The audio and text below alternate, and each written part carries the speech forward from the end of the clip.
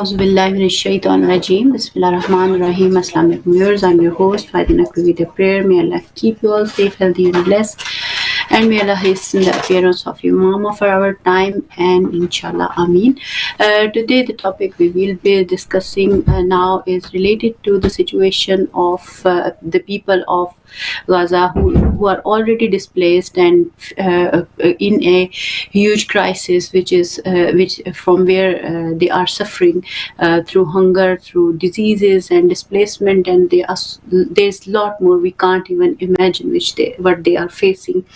And now the plans of Trump administration is to evacuate Gaza and sending them to Egypt or Jordan or some other places, which obviously they have refused, and there are tension between, and it has also obviously created a tension between Trump administration and some Arab countries, and the people of Gaza obviously are already suffering, and there is a huge warning has come from Iran as well about the attacks which US might want to do on their on their different sites which are related to uranium and stuff like that. So they obviously have given a warning, and there is a ceasefire deal is also going on. So we will try to understand what is going on in world politics, and especially the situation of West Asia, and the crisis of displacement and the other problems which are going on in there. As we know, it is also said what Trump says he does that. So if he has shown this intention of sending these people out of Gaza, so it might have some message in it. So we will try to understand the situation. We do have a very prestigious guest with us, Farahu, who is a director of Palestinian Aid Charity. He is a journalist, author, activist, and writer, and a host of independent activist of his own channel on YouTube. You can check his podcast as well on there. So I would like to welcome him. Assalamu alaikum, good evening, hello, and thank you so much, Farah, for joining us tonight on this important topic, as you are also running a Palestinian aid charity organization, as well as you are deeply connected with this cause as well. So what kind of especially I would like to first know some recent updates related to the people of Gaza who are being displaced, and there are intentions Trump has shown in his recent speeches and discussions he had, which are quite concerning and humiliating and disrespecting in many ways. So what are your thoughts on his current different orders he is giving, and especially his intention he is showing regarding the people of Gaza, regarding their regarding evacuation of that place through the people and sending them to other Arab countries? What are your thoughts on that? Alaikum salam, Faiza, and thank you very much for the invitation to the show this evening. Well, there's so much happened even in the last 7 days, 7 to 10 days, really, from the start of the ceasefire.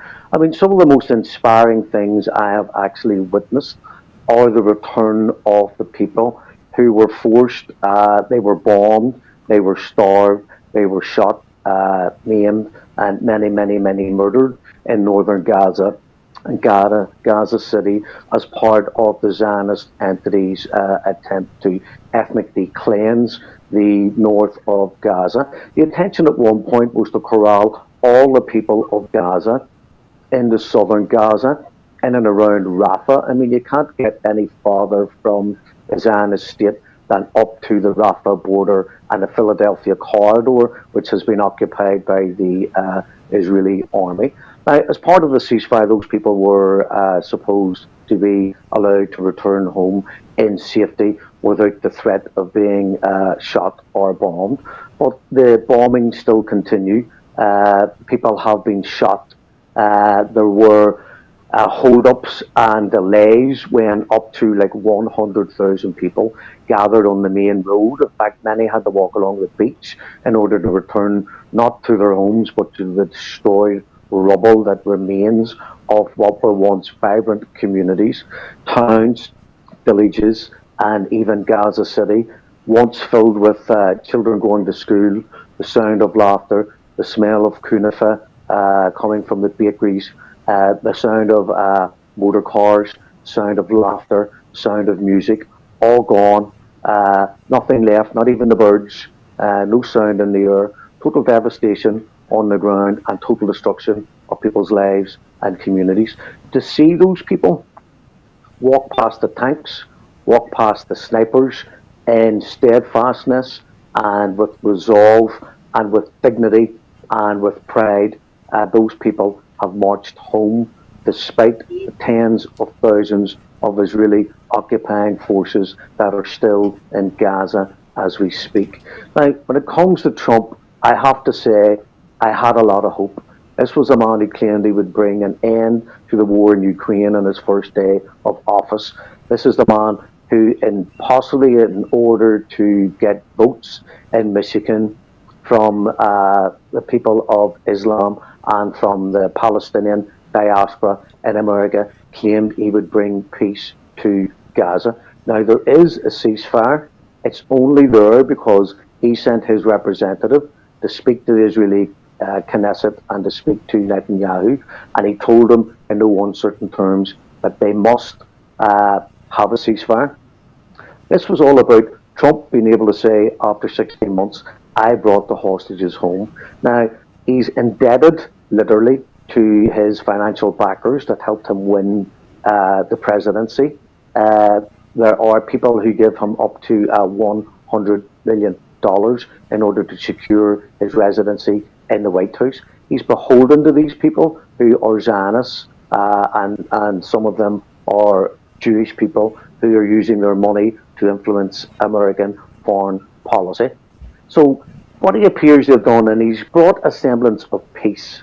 Now, the very fact that people can return to northern Gaza and they promise that they won't leave under any circumstances on it if there's a second Israeli kind of genocidal onslaught upon them and their families, it'll be even more difficult to move the people out.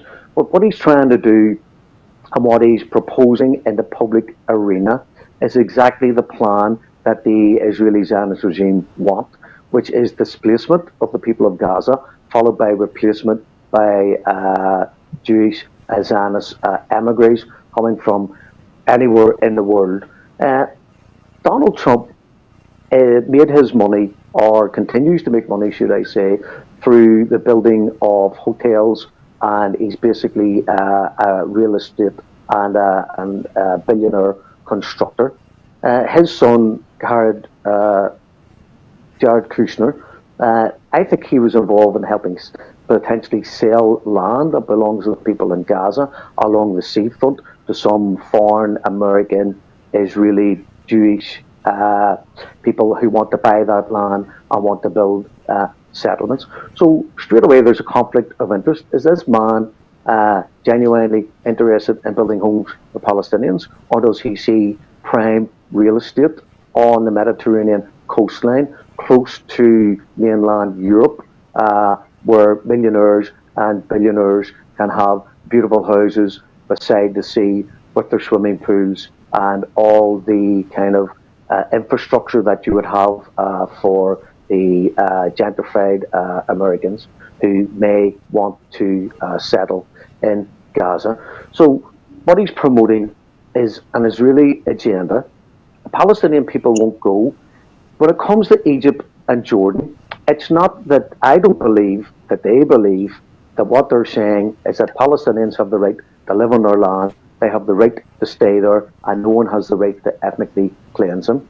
The Egyptians don't want a million Palestinians, refugees, coming into Egypt and living in the Sinai, because the people in the resistance and the people who want to liberate Palestine will continue their armed resistance to the occupation of their land from Egypt.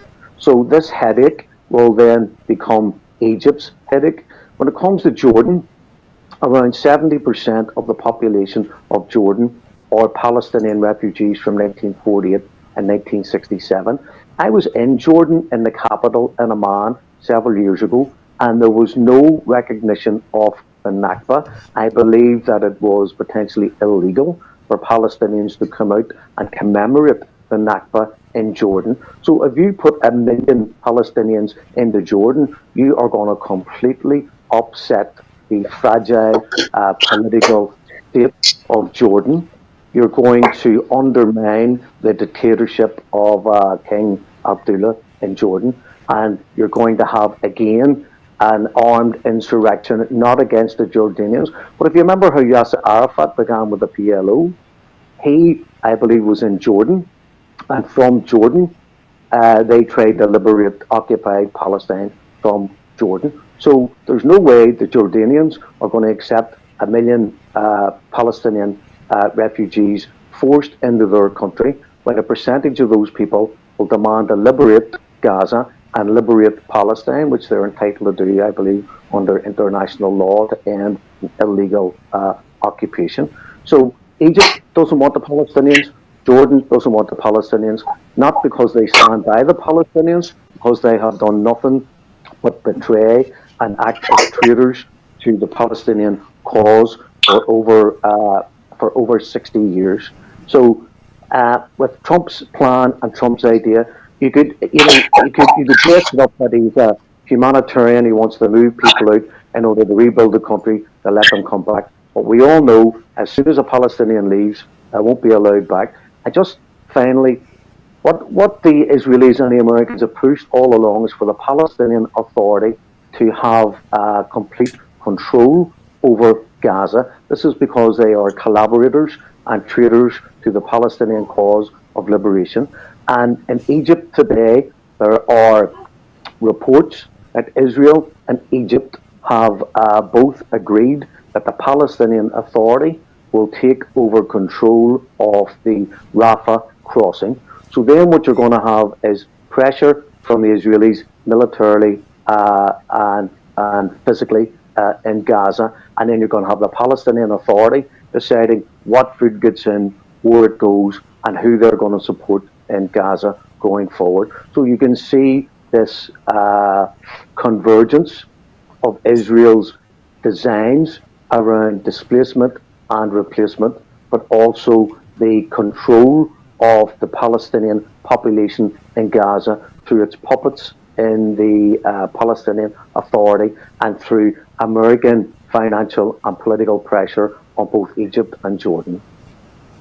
Thank you, Farah, for sharing such a wonderful analysis regarding Jordan and other Arab countries' intention as well as the Trump intentions. We do have a very prestigious guest with us, Dr. Saib Shah, who is an expert analyst on West Asian political situation. Assalamu alaikum, Dr. Shah. I'm really very grateful, Saib, for joining us tonight. I'm really very grateful for your time and effort you took in, and would like to welcome you on the show, and would like to ask, as Farah has mentioned regarding the Trump intentions and the intentions of Arab countries. They don't want obviously refugees in their country, and obviously Gaza, the people of Gaza also don't want to go anywhere. Every inch of Gaza is filled with their pure blood. So how do you see the situation would be going from that perspective, as well as what is the situation of Israel within Israel, for instance, in terms of their own economy, in terms of their own relationship with Trump administration? Apparently, initially it was seen as tension between Trump and Netanyahu, but the way Trump is showing his intentions, it is turning out like what he says he does. This is some kind of narrative they do have from Israeli perspective, that what Trump wants, whatever Trump says that he will do, he does. So they are very happy if he has shown his reflection or intentions of evacuation. So what are your thoughts on these two aspects? Thank you for having me. Alaikum salam wa rahmatullah. And hello, and hello to your audience. Clearly, has failed in achieving any of its objectives that they stated at the beginning of the genocidal war. And that's which were underlined with the total elimination of the Palestinian resistance in Gaza. And we can, to go to your question, the cost of the Zionist entity of this war has been enormous. Not only as the army received a massive defeat and a blow, which showed that big monster they created with the Western media to present this as one of the biggest armies in the world and controlling the Arab world and West Asia, take it from Morocco up to the Gulf states, and can be used as the stick which is the empire all along uses to discipline the regimes in the area and kind of stop anti-imperialist or liberation movement, since we seen how this regime being utilized in after its foundation in 1956. The British, the French, they utilized the Israelis to occupy Gaza and with them and go to Sinai and to help them in their venture to attack Egypt and to take over Suez Canal. The Egyptian revolutionaries at the time, with the help of the Soviet Union and the American watching to see the other old imperialists crumble, so it take their place. The Egyptian managed to defeat that attack in 1956, but the same attack happened when you look at what happened in Gaza. In 1955, they committed what they call the Zionist entity, an invasion and a massacre in Khan Yunis and in Rafah city in the south of Gaza Strip. In 1956, they done the same thing, but after they pulled out the incursion from the Zionist entity against the Palestinian refugees in Gaza, become intensified. But that kind of shows from there this entity was created to attack the region.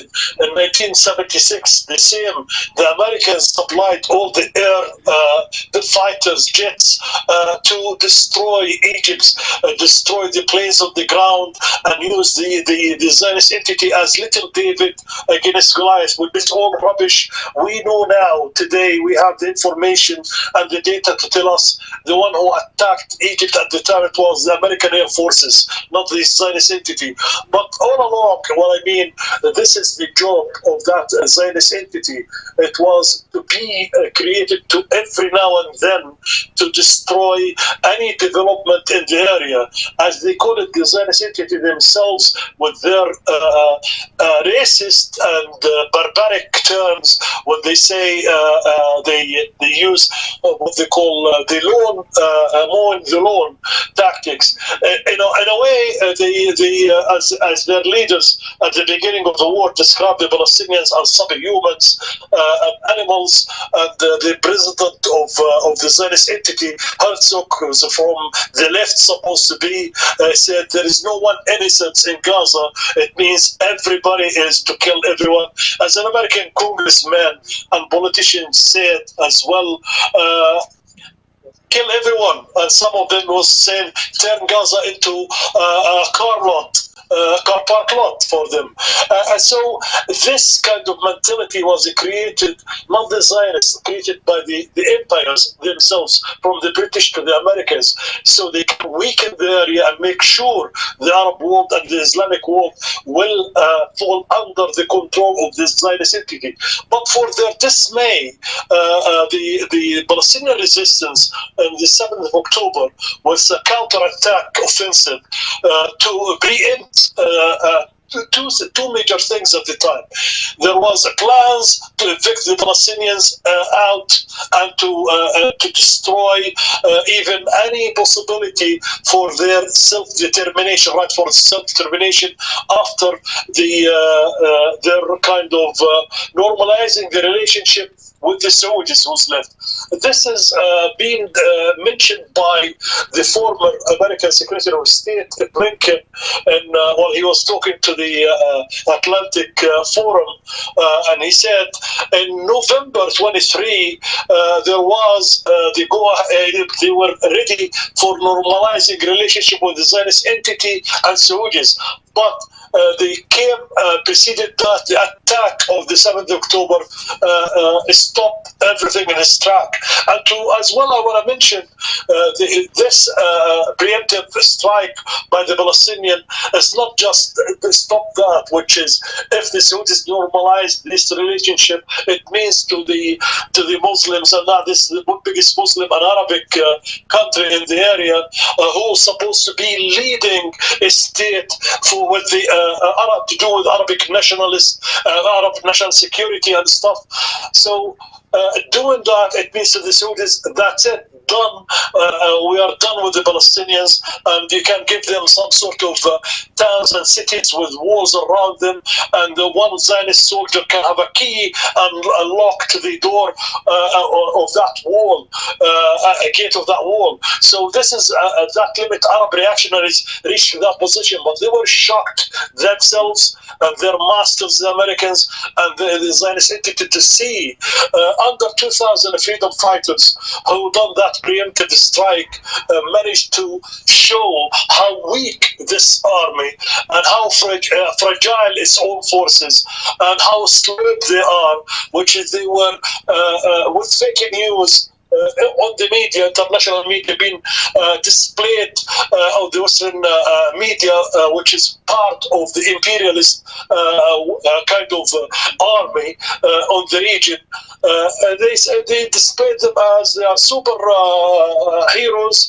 They are the hub of democracy in the region, and they are the only liberal and modern state, and all of that with the Palestinian attack after that showed militarily they are defeated with all the whistles and the high tech they get, and this Palestinians with they call them themselves the Zionist entity as a grass. When you say Mordiloni, or you're talking about vegetables, grass, which is even below animals. This is the way they used to think. These guys managed to destroy all this hype about artificial intelligence, about security, about the high-tech defense industries, about this all investment of the United States of America and Western allies in that state is all collapsed in front of them.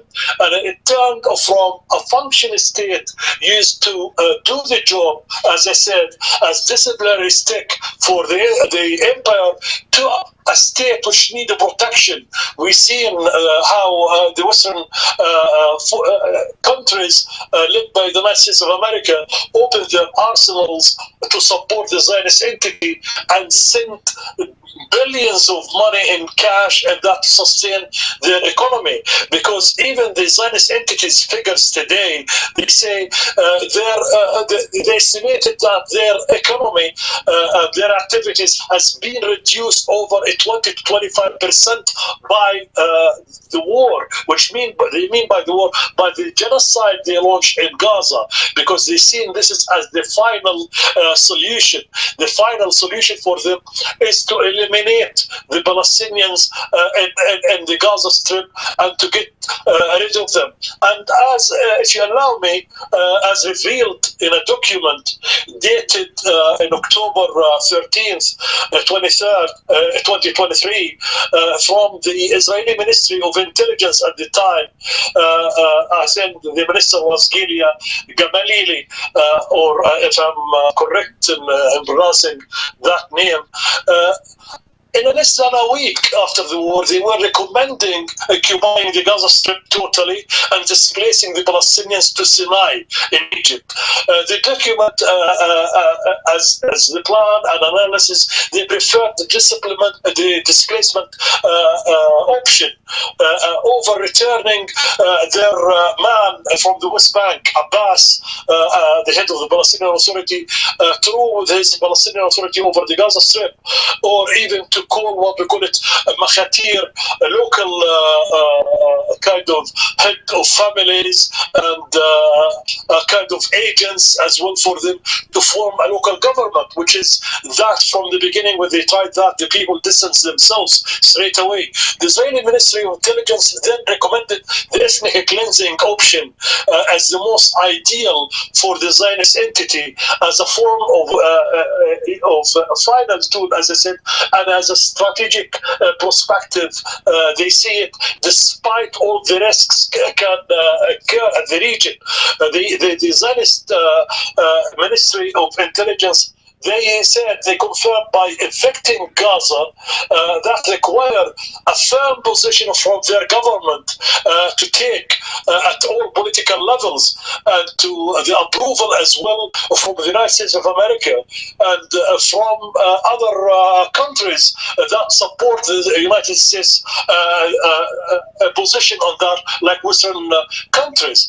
So the document laid out a plan to reoccupy the Gaza Strip, starting with displacement, Gaza from the north, moving to the south, and in the meantime, initiating what the genocide, they call it a gradual killing fields or slaughter of the Gaza, and then to this destruction campaign of the infrastructure, which we see in a massive scale. It was done.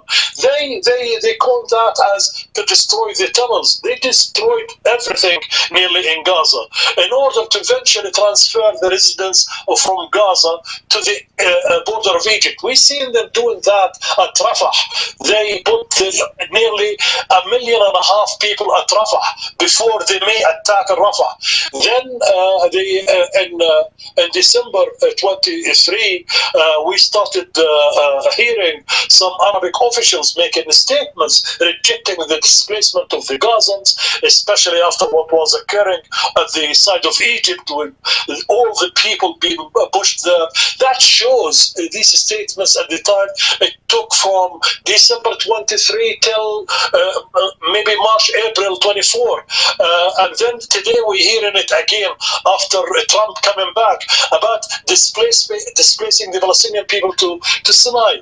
That can shows there is some sort of pressure being exerted on the Arabic regimes from the United States of America or the Western forces to make them accept the displacement of the Gazans in the West and in Egypt and in Sinai, and at some stage even we heard of they gonna be building some sort of area in Iraq to welcome some of the Palestinians at the time. So the American and Western pressures always was disguised as a humanitarian concern. They mask it as calling for the protection of the Palestinian civilization from this frantic bombardment. So they wanted to create it, as they say, safe areas, which they said they created at the time in Mawasi, in Khan Yunis, or in Deir el-Balah, in the middle area as well. And they wanted to create these safe areas, shift them from Khan Yunis to Rafah and then to Egypt. But when that failed, then they brought them back from Rafah to Khan Yunis and the middle area, and they attacked Rafah at the time, who was Biden, let me say genocide Biden, Joe, put a red line not to attack Rafah because it's housed nearly 1.5 million people. But Netanyahu didn't hear that and continued. And then after, if you let me just finalize the point, after 15 months of this genocidal war on the Gaza, and after signing the first phase of what today they call it the prisoner exchange agreement with the Palestinian resistant and ceasefire. We'll look at what Donald Trump statements. The last statement, I think he was a second day after his inauguration, he was saying, what a fantastic location Gaza got, and what a brilliant weather ecosystem in there. And in a real state agent's brain and mind, you think of somebody who was looking exactly at the same location like his son-in-law 2 years ago. Maybe 16 months, 15 months ago, I mean, Javid Kushner, when he said, Gaza can be turned to a villas with a sea view. This is how they look at Gaza Strip and the suffering of the people, to a playground for the wealthy people on top of the skulls and the bones of the Gazans. And he's then was talking, he said to the journalist, I think in his plane, he was talking to the King of Jordan, to accept some of the Palestinians temporary or for a short period of time, yes, or a long period of time, which is what that's supposed to mean. And then he said he will call on Sunday Egypt President Sisi about this. And the media reports that said he is really considering the possibility of transferring the residents of Gaza, as he said before, to Indonesia, now to Egypt and Jordan and some other areas. So you can Trump in here again citing the humanitarian situation in Gaza. He wants to clean Gaza out, as his exact term he used. What that means, if we want to understand, this is not just even ethnic cleansing. This is supreme racism. This is an ugly face of white supremacist, imperialist, colonialist settler project on the ground. And since the Palestinian resistance stood its ground, and since the Palestinian resistance destroyed that fourth or fifth largest army in the world and made it heavy price, as we can see the tanks graveyards in Jabalia, in Beit Lahia, in Beit Hanun, the kids recycling their Markava 4 tanks, the most advanced supposed to be in the world. That is what stopped them. Netanyahu all along was prolonging the war just to reach to the stage of inauguration of his friend Trump, to hand him like the ceasefire as a gift, which is Trump. He's the one made the phone call and said to stop, and Netanyahu stopped. That tells you Biden could have done the same thing from the first minute. He could have lifted the phone and said stop, and they will stop, since that Zionist entity is not more than just a front base, the most advanced base for imperialism in Swiss Asia, and it's just there lives and thrives with the American taxpayers. And once the Americans switch off the finance and the arming of that Zionist entity and the diplomatic shielding and the immunity they provide in it, it will collapse in weeks. The Palestinians showed themselves in there, while it's supported by Delta forces on the ground, while it's being financed and bankrolled by the Germans, while the spying aeroplanes in the skies of Gaza, they are British Royal Air Forces spying on the Palestinians in there, and while the personnel is coming from France, still the Palestinians fighters with less maybe than 10,000 freedom fighters and all over Gaza Strip managed to destroy the empire's forces in there. We would know from the true response of Iran, one, and a true response two, when they in response of the first one to one of the attack of the embassy in Damascus, and the second of assassinating the leader of Hamas, Ismail Haniyeh, the late Ismail Haniyeh. We seen who was protecting the Zionist entity. We saw the Americans, we saw the British, we saw the French, we saw the Jordanian, all of them gathered together, and God knows who as well, protecting the skies of the Zionist entity from the drones, from the rockets of Iran, who's targeting the heart of the Zionist entity. Today you can see every inch in that Zionist entity is well protected with THAAD missiles, battery missiles. While these kind of systems, defense system, it cannot be run by the Zionist soldiers. You don't know how to use the latest technology. So it's American soldiers on the ground in there defending the Zionist entity.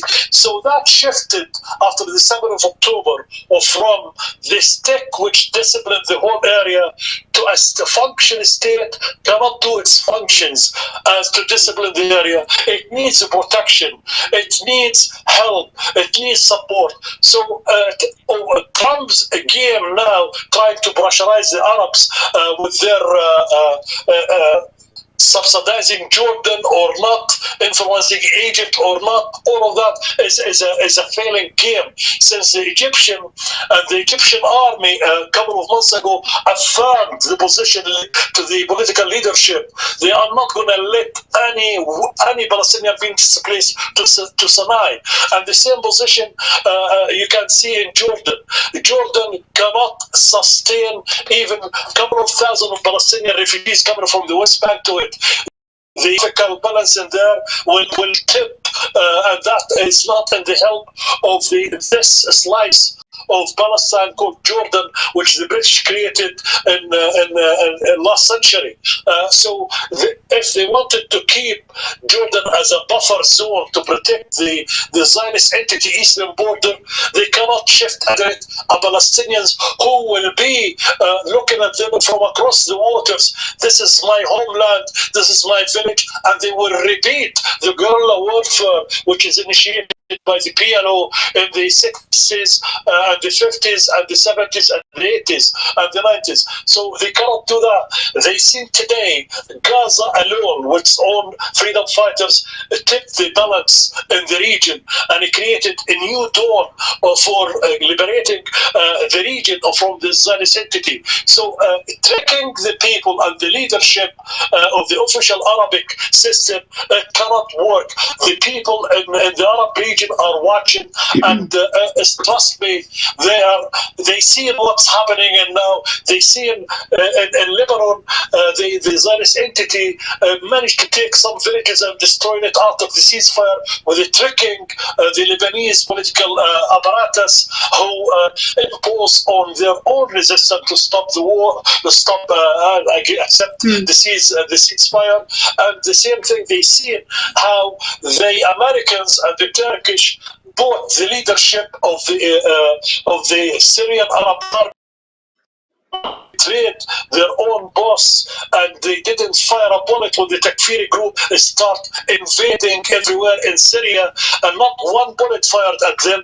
And the Syrian army second day was destroyed and eliminated by the Zionist entity. People seeing that how Syria as a heart of the resistant acts was taken without even firing one bullet by the Zionist entity and the Americans and the Turkish. So this is not the good time for them to play with the Palestinians' future in there. You've seen from the return to the north of Gaza of the Palestinian refugees how victorious those people, how they are attached to their soil and their home, and they are not prepared to compromise on their homeland. Everyone nearly was interviewed, or she was interviewed on any of the media network yesterday by the refugees, the displaced people, going back to their hometowns in Gaza, were saying how dear their country is to them, and they are prepared to die if even anybody tried to remove them from the top of the rubble of their houses, and they're going to build tents, erect tents, on top of the rubbles to say till they start the rebuilding of Gaza, and they are not going anywhere. Every single one I heard mentioning that they are not going anywhere. They adore their land, and they're going to rebuild their land. So all the Americans and all their rights and all their they are just floating ideas which the resistance defeated and can defeat again. Thank you, Dr. Saib. Farah, we are just left with 10, 15 minutes, so I will divide it in two halves. So, if you can share your views on the recent statement by Iranian official who was talking about, obviously, Gaza cloud by, he was talking about the idea of Trump and Israel to attack their nuclear programs, for instance, in Iran. So he said, obviously, if they will attack, we do have the right to take action, which would be decisive. So, how do you see the situation going? Do you think that these are the kind of intentions to clean out Gaza, to obviously attack nuclear, sites of Iran? Is the kind of intention Trump and Israel is conveying initially, and they do have a very strong bonding, like Trump and Israel with each other. So, how do you see this situation, where it is going, and what are your conclusive thoughts on that? If you can take 5 to 6 minutes in conclusive, and if there is anything most important about Gaza or anything which we need to be highlight about West Asia, just in case, because time is short, so we can't touch all the points which are important. So I'll take 5 6 minutes to you and give remaining 5 6 minutes to Dr. Saib. Okay, Faisal, thank you very much. I must say it's an honor and a pleasure to listen to Saeed. He gives such a complete analysis of everything. Because what's missing in a lot of analysis is people talk about what's happening today or even what happened on the 7th of October. There's no context about the Naserites. There's no context about the past. We are where we are today because of a continuation of Israeli aggression in West Asia from the minute the state was born and even from before. So it's always a pleasure to listen to Brother Sayed. You're talking about Iran. The first thing I would like to say is the Iranians, as per their electoral choice, have put in a reformist president in Iran. Now, my concern around that is if you look at what happened in Syria, they got Assad to move away from the axis of resistance a short distance, to move away from Hezbollah and move away from the Iranian IRGC. They were actually really didn't have a presence in Syria whenever this, if we call it a bloodless coup, although sadly many people have been murdered in Syria. But if you look at Libya, Tony Blair, after they bombed Gaddafi's tent trying to assassinate him when they in fact murdered his granddaughter, Tony Blair went to Libya. He tried to bring Libya out of the cold. He tried to convince Gaddafi that there was a place within the Western fold, the political global arena for him and for Libya. They deceived that man. They destroyed Libya. We have seen black people being sold in slave markets in Libya. So this is what the West does. Through guile and through cunning. I forget what the motto is of Mossad, but it's something like through deception we will succeed. Okay, so that's what they're doing. They destroyed Libya. They have gone in, got Assad to move away from the axis of resistance with promises that he would be kind of reborn and readmitted to the Arab League. So people like Qatar, people like Saudi Arabia, opening their embassies in Damascus with the whole thing of if you just move away from Iran, come back towards us, then we'll get the sanctions lifted and we'll get Syria back on its feet. This was all a lie, in my opinion, in order to destroy a secular Syrian Arab republic where everyone, every sect, every religion, every citizen was protected under the constitution. So they destroyed Libya, they have destroyed Syria. Now they're trying to say to Iran, let's get back to the negotiating table. You give us something, we lift the sanctions with the threat of military intervention in the background. The danger for Iran is to believe that America has any interest in the Iranian economy other than collapsing it, that it has any interest in the democratically elected representatives of the Iranian people. So my concern is what they can't do militarily, they will try to do politically. They will try to seduce the Iranian leadership, government, president, and foreign minister into believing, okay, cut back on your nuclear energy program. Who can say that Iran is not entitled to pursue a peaceful nuclear energy program? In fact, there is a fatwa in Iran against having a nuclear bomb. Now, no one's attacking North Korea because it's got the nuclear bomb. No one's attacking China. I know there's a proxy war against Russia through the Ukraine, but no one is attacking Russia in a military war of destruction because it's a nuclearly armed country. So if I was in Iran and they had the bomb, and even if the fatwa says we can't use it, the fact that you have the bomb would make people think twice before they would attack. So the question is, will the Americans and the Israelis attack if you try to make a bomb, or will they not attack when you have the bomb? So this is a political conundrum for the leadership in Iran. I just want to briefly mention Saudi Arabia.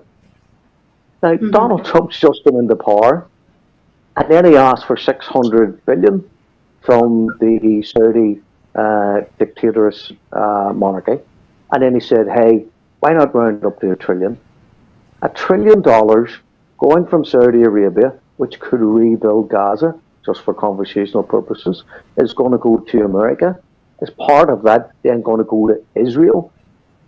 Where's the? I've just heard of this figure. I'm not sure is that money supposed to be invested in the American economy to make America great again, or is it somehow supposedly going to be recycled? Perhaps I might have a better insight on this. But somebody picks up a telephone, $1 trillion. My God! And finally, just on Egypt, Egypt was offered a deal where their national debt would be wiped out by the Americans and I assume the World Bank or the IMF if they accepted Palestinians, and that's more than a year ago. That's the type of bribery and deceit and political intrigue that the Americans and the EU are involved in. Thank you, Farah. Like 3-4 minutes. So, just how would you like to conclude, especially on the point that Sheikh Qasim Naim recorded message has come today, and it was in discussion as well that they wouldn't continue their ceasefire deal unless Israel withdraw from Lebanon. So, how do you see that, and how do you see the excesses doing at the moment? Do you think do you see them empowering again, or they are weak, or how do you see their situation at the moment in terms of if we look at Israel versus excess? Yeah. See, once the Zionist entity Netanyahu signed ceasefire with the Lebanese, which I believe myself the Hezbollah was forced by the sectarian kind of political apparatus in Lebanon. And Hezbollah always didn't want to see the resistance working against the will of the state, since they consider themselves part of the state. So the whole project with the Zionist entity and the imperialists is to destroy the resistance tax, since the resistance tax is the project which is putting the Zionist entity, Greater Israel project, in reverse. This is the only force in the region who's facing the imperialist, colonialist projects of, as I said, dominating the region using the Zionist entity. So if you look at the Muslim countries, even with the Iranian program, nuclear program, the JCPOA, they were put in a pretext against the nuclear project in Iran to help to dismantle the Axis region, as they see the Zionist entity and their alliance. Turkey and as well as I said, and the Takfiri group will be done in Syria, dismantled and change the regime about terrorists, and by the quartet coming and saying they're some sort of escalation against Iran, especially with Donald Trump now in. Before Trump was in, they were saying Iran was enriching up to the over 60%, and then this is means to European troika that is the snapback mechanism tool is going to be used, and that mechanism this will make the Iranian arm they are in disobedience to some sort of international law, which Trump himself broke in 2018 when he is in a Twitter. He withdrawn from an agreement, 5 countries plus United Security members plus Germany negotiated over 5 years, and then become a resolution which is, I think, 2232 resolution of the Security Council deal as part of the international law. This is how much or how ridiculous the Trump considered the international law and made fun out of it. And suddenly now they tell him this snap mechanism is one of the ideas which can halt the Iranian economy, since it means it will be every single sanction will be slapped back again at Iran. Even harder than what the Trump say the maximum pressure. And in Article 36 and 37 of the nuclear agreement, that it's complaining. This is if Iran failed and violated, then all of these things we can see happening back if the Security Council in 35 days couldn't take a decision to resolve the matter. And definitely the international community won't, because the Security Council, you will see the Americans will veto anything which will be an advantage to any other state from the resistant acts like Iran. The resolution, I want to correct, it was 2231, and that is, it means that the sanctions will be slapped back any minute, these people. And this is the Western countries see. And this is where the Grozny's visit came to Iran. So Iran today, they're trying to create all of that as a kind of weaponized the idea of the Zionist entity, and with the Trump administration encouraging Netanyahu and Trump to focus on directing kind of attack on Iran. So today, I believe myself, in the front of Iran, Iran can see 3 scenarios. The Iraqi scenario of 1981, when they blew up the Iraqi nuclear. In 2006, they destroyed 2007, the project of Syria to build something of kind nuclear, at least civil project. And the same thing in 2004, they done the same thing in Iraq. The only one didn't listen and went, and straight away today they are afraid of, is North Korea. This is the only scenario is working, the North Korea scenario. Without having the bomb, they will try to do a regime change any minute, any time, in any country who cannot protect themselves. So I'm saying in here, it's nobody can impose the will in any country have to have a nuclear even bomb or not. Why the Zionist entity have over 200 and never declared that? Why wouldn't JFK, the American president, ask their nuclear arsenal to be open for investigation? Suddenly we see an assassination of that president. Why the deep state in the United States of America and West Europe always ignoring the fact we being threatened all along with the Samson option, which is if you want to dismantle the Zionist entity, I'll burn the whole area. Why the international community allowing that and not allowing us to be able to protect ourselves from genocidal maniacs? And today especially, we can see in the White House white supremacists ruling over the White House, and we need to be very careful, and we need to watch ourselves very well, because those people, they lack in intellect, and they lack in knowledge, and they lack in education, and they act on just arrogance of empire. Thank you. Thank you. Thank you, Dr. Saib. I'm really honored to have you both on the show, and the Farah, really grateful for your time as well. And if you all want to watch it again, you can follow the YouTube links on our website or on the YouTube. And to the viewers, I would say that as our guest also mentioned so many facts about the region situation, we really need to work on truth, justice, and peace and humanity. Humanity should win, and not war should win. And for that matter, we all have to play our roles carefully, and whatever we can do in order to protect this world from war, from hunger, from this kind of situation in which the people of Gaza are, and many other people who are displaced in different regions, different places. We should work together and stop these kind of wars. And it is only possible when these kind of people who are ruling elites, economic elites, or who are power hungry people, they should not be in power anymore. And for that matter, we really need to work hard, look after each other, and pray for the people of Gaza and everyone around you.